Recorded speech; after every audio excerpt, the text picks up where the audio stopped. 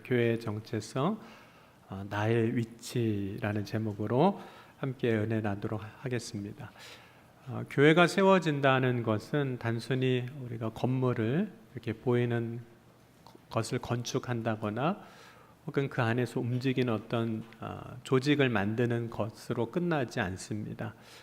교회가 세워진다는 것은 하나님과 그리고 성도 사이 영적인 교제가 만들어지는 것, 그래서 그것은 서로 연결되어진 것이라 이렇게 말씀드릴 수 있습니다. 또한 교회란 하나님의 뜻을 이루어가며 공동체가 함께 만들어가는 거죠. 하나님이 세우시지만 또한 우리가 그 하나님의 뜻에 순종함으로 우리가 세워갈 때 하나님이 세우시는 역사들을 경험하게 되는 거죠.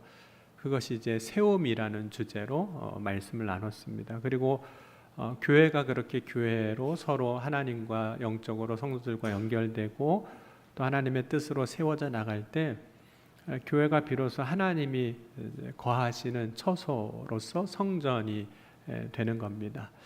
그렇게 하나님의 처소가 될 때 우리는 교회가 되고 교회가 교회 되는 거죠. 그런데 모든 것에는 그 어떤 것이 세워지기 위해서 혹은 그 일들이 이루어지기 위해서는 반드시 기초가 있어야 됩니다. 그 기초 위에 세워지고 만들어지는 겁니다.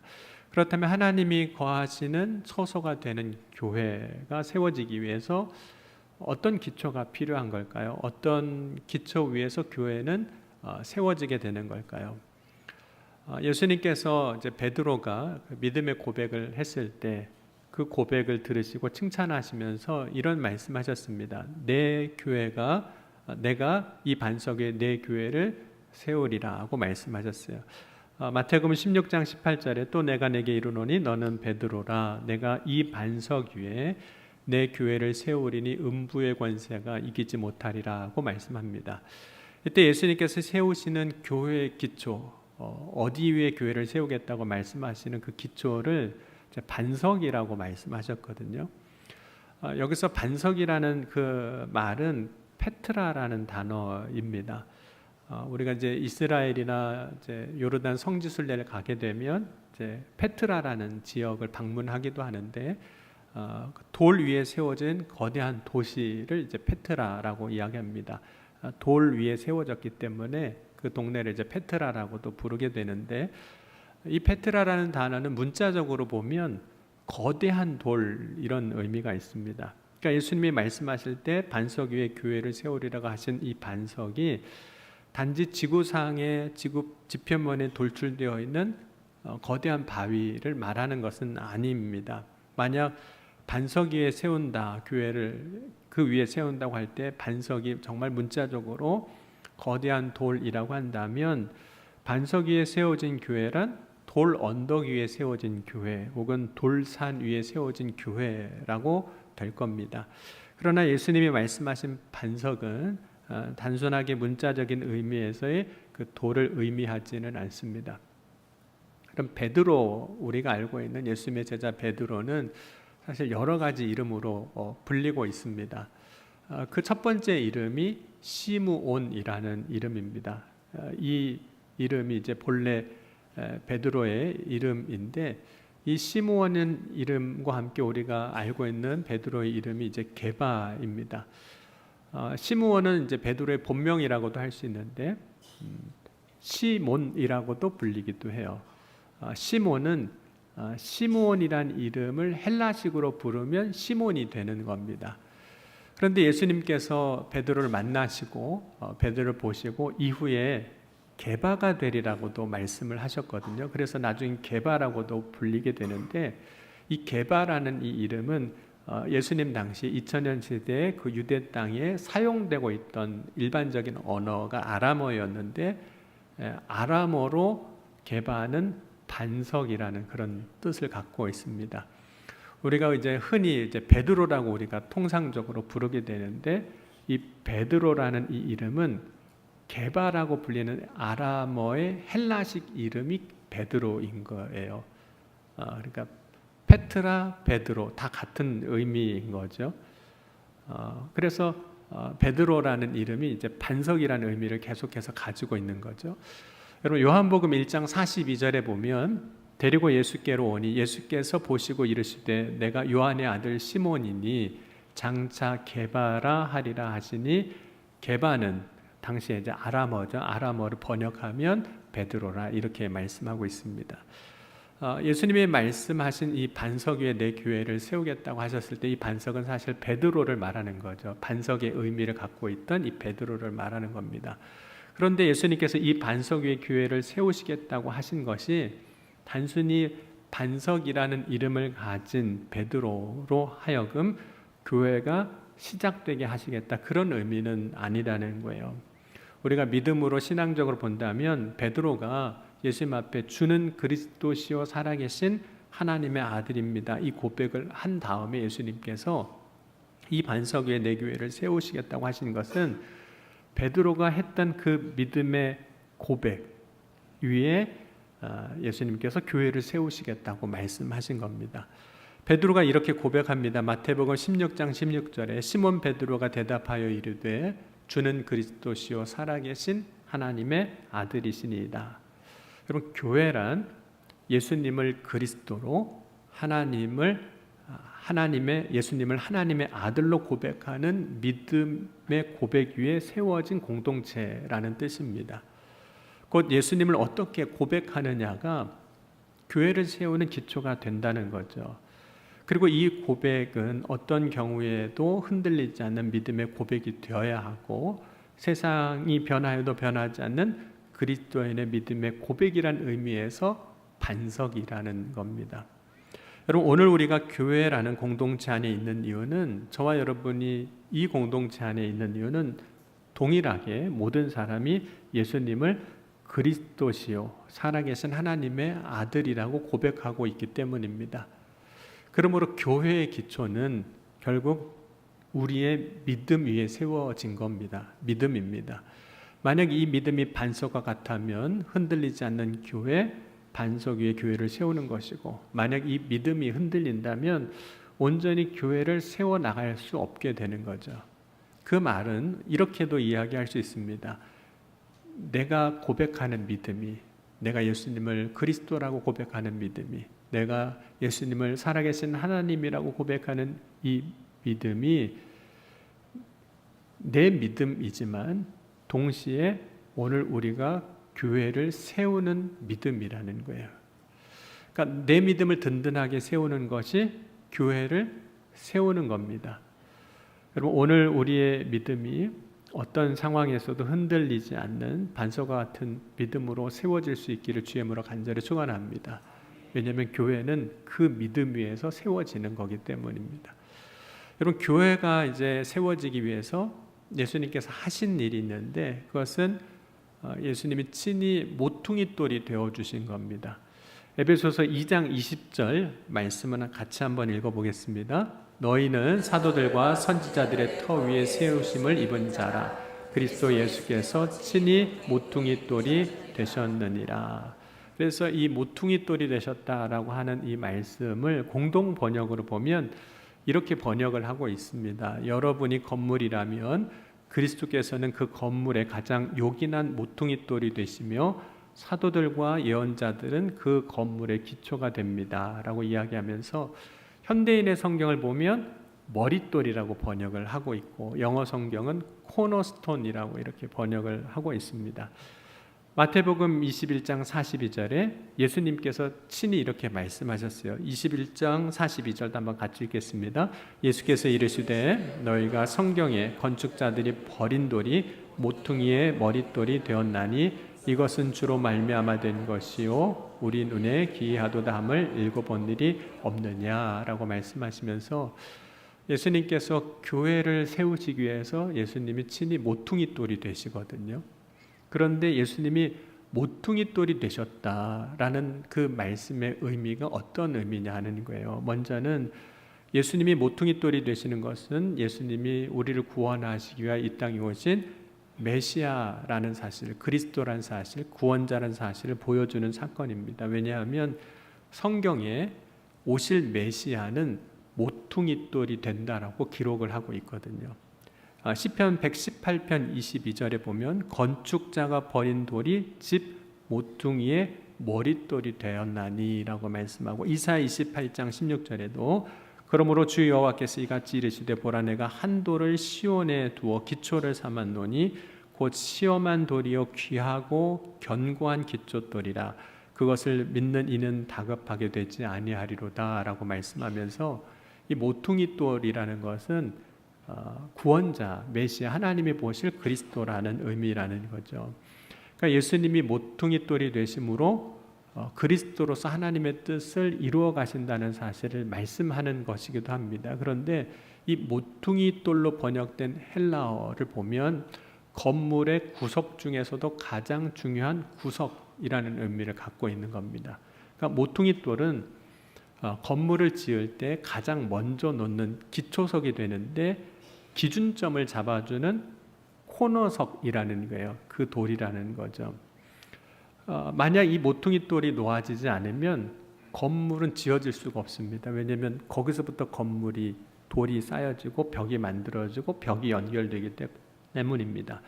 그래서 모퉁이돌을 어떻게도 우리가 볼 수 있냐면 기준이라는 의미가 있는 거죠.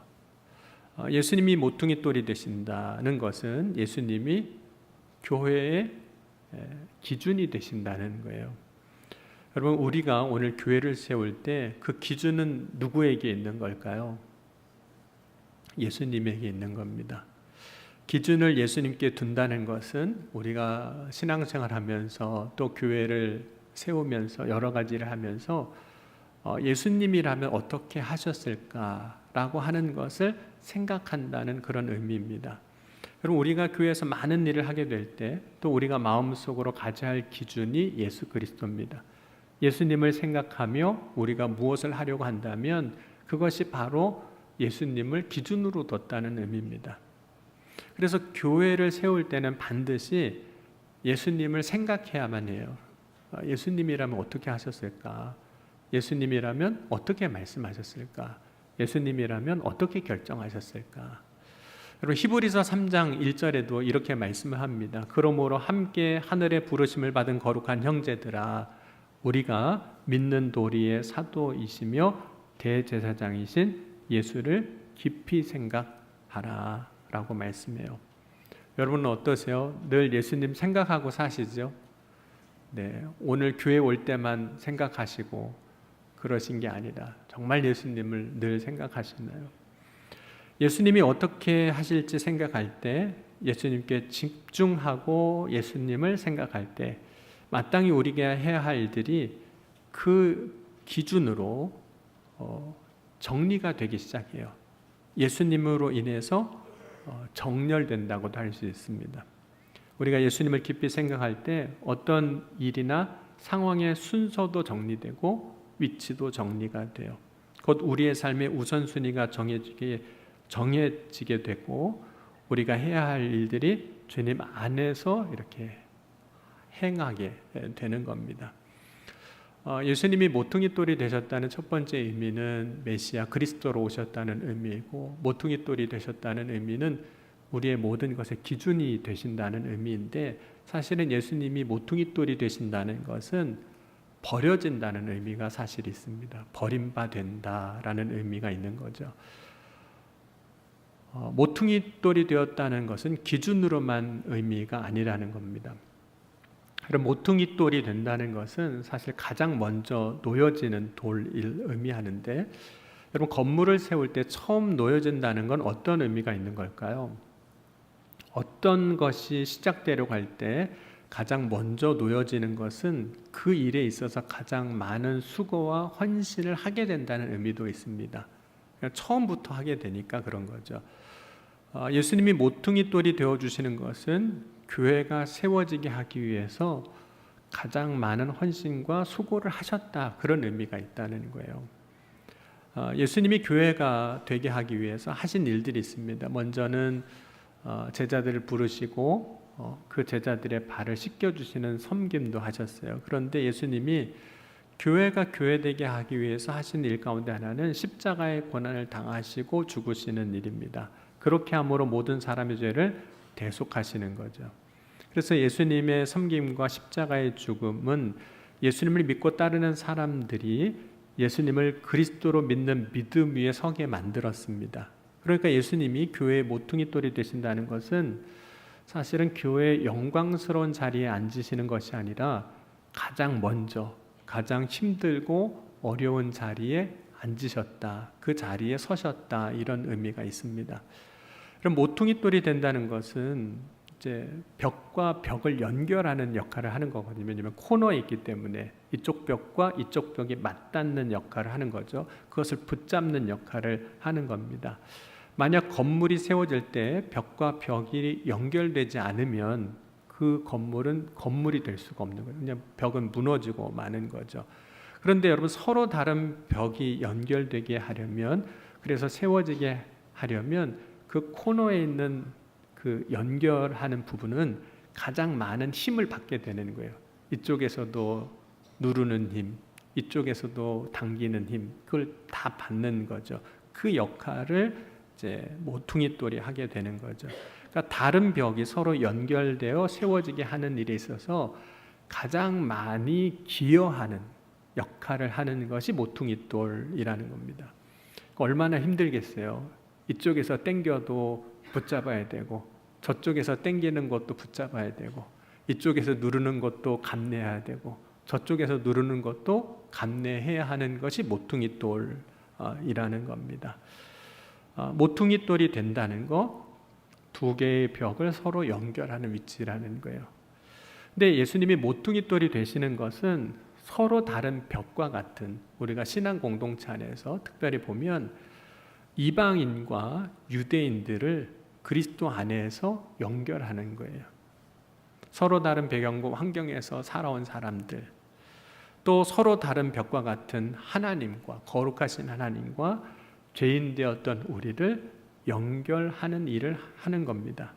예수님이 모퉁이돌이 되신 것은 사람과 사람 사이에 끼어진 관계를 붙잡고 회복하게 하는 것이고, 하나님과 사람 사이에 죄로 인해서 끼어졌던 관계를 회복시키시고 또 붙잡는 역할을 하는 거예요.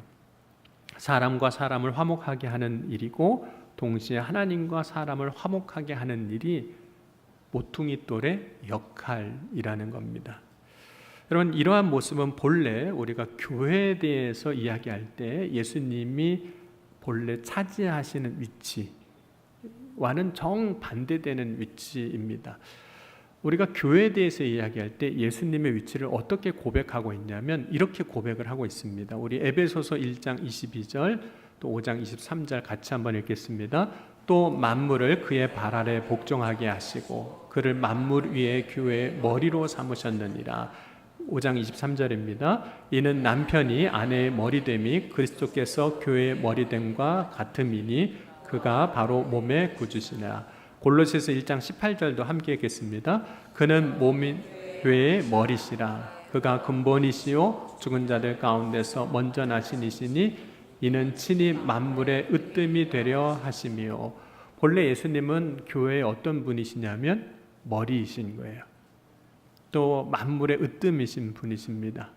근본이신 분이 예수 그리스도예요. 교회의 근본이시고, 여러분, 교회의 머리이시고 만물의 으뜸이시고 근본이신 예수님이시지만, 그러나 그럼에도 불구하고 예수님께서 교회를 세우실 때는 어떤 자리로 내려가신다는 걸까요? 모퉁이돌의 자리로, 가장 먼저 놓여지는 자리, 가장 어떻게 보면 건물의 낮은 자리로 내려가시는 거예요. 예수님이 교회를 세우실 때 그 모퉁이돌이 되시는 이유가 뭘까요? 그렇게 해야만, 그 섬김의 자리로 내려가야만 세워지기 때문에 그런 거예요. 두 벽이, 서로 다른 두 벽이 연결되고 결국은 서기 때문에. 그렇지 않으면 세워지지가 않는 겁니다. 여러분, 예수님이 세상에 오실 때 예수님 자신이 세상에 오신 이유와 목적을 이렇게도 말씀하셨어요. 섬김이라. 모퉁이돌의 위치는 모든 돌의 맨 아래에 위치하게 됩니다. 모퉁이돌은 가장 높은 자리에 올라가는 것이 아니라 가장 낮은 자리로 내려가는 겁니다. 그래서 마태복음 20장 28절에 인자가 온 것은 섬김을 받으려 함이 아니라 도리어 섬기려 하고 자기 목숨을 많은 사람의 대속물로 주려 함이니라. 여러분, 예수님이 세상에 오실 때 가장 낮은 자리로 오신 예수님은 사람들에게 또 이렇게 되기도 합니다. 버려지는 거예요. 버림받는다 그랬어요. 예수님께서 사람들에게 버림받는다는 것은 사실은 고난당하시는 거죠. 십자가에 죽으심을 의미하는 겁니다. 그래서 누가복음 9장 22절 또 누가복음 17장 25절에 이렇게 말씀하고 있어요. 우리 같이 한번 읽겠습니다. 이르시되 인자가 많은 고난을 받고 장로들과 대제사장들과 서기관들에게 버림받되어 죽임을 당하고 제3일에 살아나야 하리라 하시고, 그러나 그가 먼저 많은 고난을 받으며 이 세대에게 버림받되어야 할지니라. 그러니까 예수님께서 모퉁이 돌이 되는 것은 버려지는 돌이 되는 거예요. 버림받는 거. 근데 그것이 고난당하는 거고 십자가에 죽으시는 겁니다. 여러분, 예수님은 자신이 세상에서 그 세대에서 버림받는 걸 아세요. 사람들이 날 버리겠구나. 모퉁이 돌이 되기 위해서 버려지는 걸 아세요. 그런데 예수님이 사람들에게 버림받아서 서게 되는 그 모퉁이 돌, 그 위치는 섬김과 희생이잖아요. 그런데 그 섬김과 희생의 자리에 있기 때문에 결국은 건물은 세워지는 겁니다. 교회는 세워지는 거예요. 여러분, 오늘 우리가 교회가 되게 하기 위해서 우리가 신앙 공동체 안에서 우리가 나 스스로 생각해야 하는, 잡아야 하는 위치는 어디일까요? 여러분, 어디에 있고 싶으세요? 교회에 어디에 있고 싶으세요?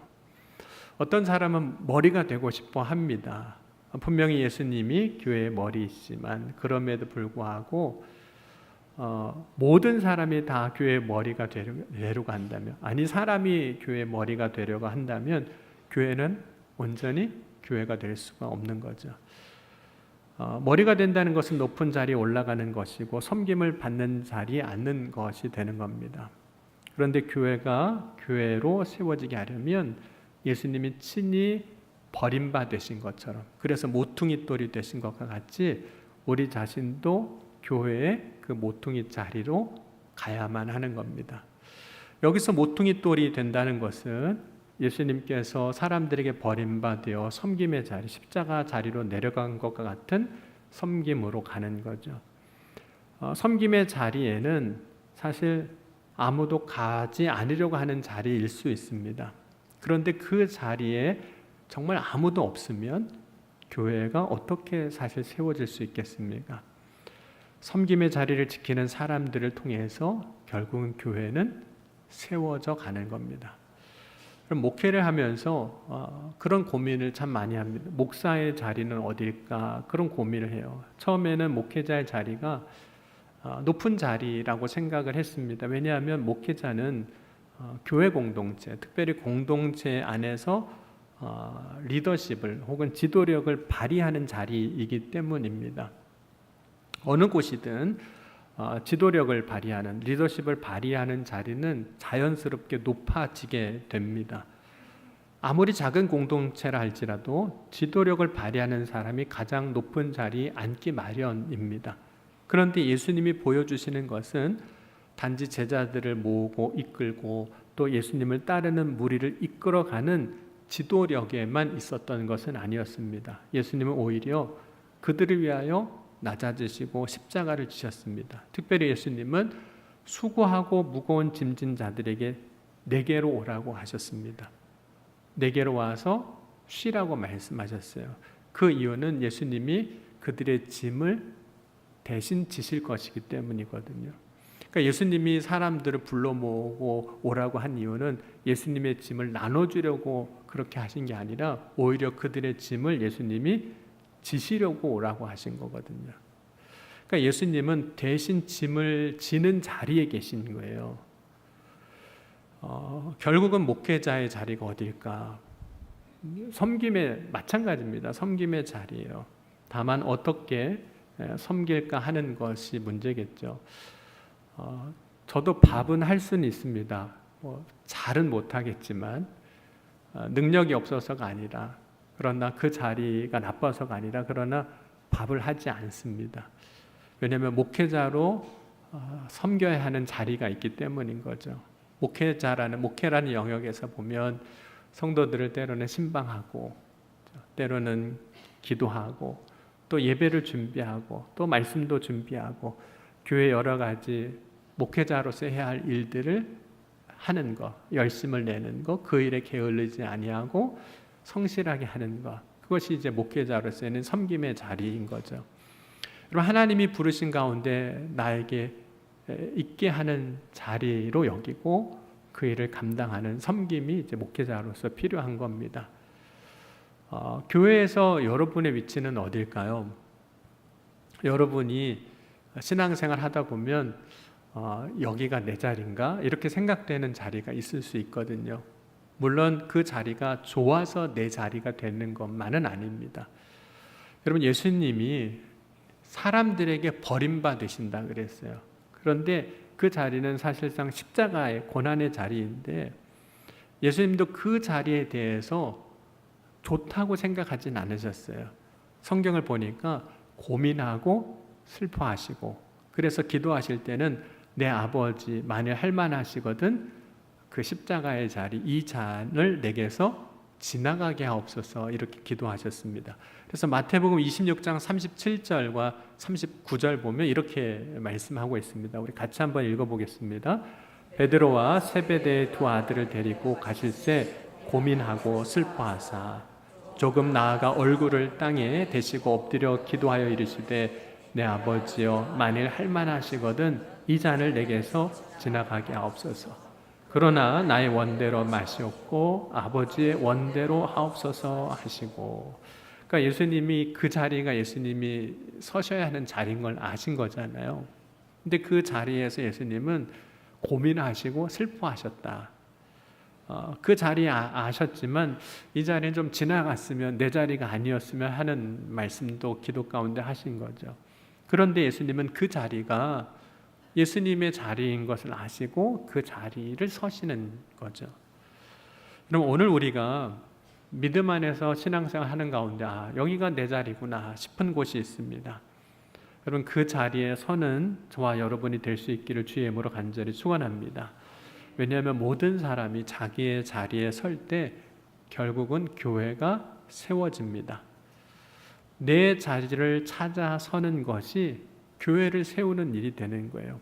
그래서 처음에는 그 자리가 마치 버림받은 돌처럼 여겨질 수도 있습니다. 그러나 그 버림받은 돌이 버림받은 돌로 끝나지 아니하고 나중에는 어떤 돌이 된다고 하냐면 그 모퉁이 돌이 머릿돌이 된다 말하고 있습니다. 그래서 결국은 교회를 든든히 세우는 시작이 되고 기초가 되고 거기에서부터 교회가 서나가는 역사들을 보게 되는 거죠. 그러면 돌이 비록 버림받은 돌이라 할지라도 그 돌을 하나님은 머릿돌로 삼으십니다. 내가 나의 섬김의 자리를 찾아갈 때 그때 그 자리는 우리가 고민하고 슬퍼할 수도 있는 자리고 버림받은 돌로 놓여진 것 같은 자리라 할지라도 그 자리를 통해서 교회를 세우는 기초가 되는 머릿돌이 되게 하실 것을 믿고 믿음으로 나의 위치, 나의 자리를 찾고 그 자리에서 주님이 하셨던 것처럼 섬기며 교회를 함께 세워나가는 저와 여러분이 될 수 있기를 주의 이름으로 간절히 축원합니다. 그렇게 교회를 세워나갈 때 주님 거하시는 성전이 되고 주님이 역사하시는 은혜의 터전으로 우리를 삼아 주실 줄 믿습니다. 그렇게 일하실 주님을 기대하며 오늘 이 시간 같이 이렇게 기도했으면 좋겠습니다. 주님, 오늘 이 시간 내가 서야 할 자리를 찾게 하시고 그곳에서 주님이 하셨던 것처럼 섬기며 또 주님이 이루신 것처럼 역사를 이루어나가는 복된 삶을 이루어가게 하여 주옵소서. 이 시간 함께 오늘 말씀 붙잡고 또 우리 기도 제목 가지고 함께 통성으로 기도하시겠습니다. 지금도 살아계시고 역사하신 하나님 아버지 감사합니다. 오늘 이 아침에도 주님 바라고 소망하며 나아갑니다.